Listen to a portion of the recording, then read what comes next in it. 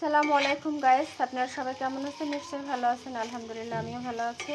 তো আপনারা যারা পটল চুলায় পুড়ে ভর্তা বা চাটনি বানান, তাদের জন্য আজকের একটা টিপস। সেটা হচ্ছে আপনারা চুলায় না পুড়েও কিন্তু এভাবে যে তাওয়া বা কড়াইয়ের মধ্যে এরকম ভেজে নেবেন। পাতলা পাতলা করে কেটে নেবেন পটলটা। পাতলা করে কেটে নেওয়ার পর তারপরে এরকম মিডিয়াম আঁচে ভাজতে হবে। এই ভাজাটা কিন্তু লাল লাল করে নিতে হবে, না হলে কিন্তু ভালো লাগবে না।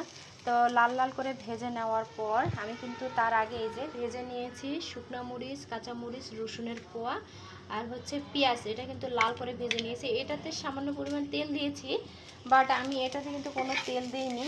তো যাই হোক, এরকম ভেজে নেওয়ার পর আপনারা শিলের মধ্যে ভালো করে বেটে নেবেন। বেটে নেওয়ার পরে সরিষার তেল দিয়ে মাখায় নেবেন। বাস এটুকুই, আর কিছু করতে হবে না। দেখবেন খেতে ভালো লাগবে। চুলায় যেটা পুড়ে রান্না করে, ভর্তা করে, সেটা আর এটার মধ্যে কোনো পার্থক্য পাবেন না। তবে খেয়াল রাখবেন, এটা যখন ভাজবে তখন কিন্তু কোনো প্রকার তেল দেওয়া যাবে না। আর যখন কাটবেন তখন একই মাপের কেটে নেবেন, এরকম পাতলা পাতলা করে। তো আল্লাহ হাফেজ, আজ এ পর্যন্তই। ভালো থাকবেন সবাই।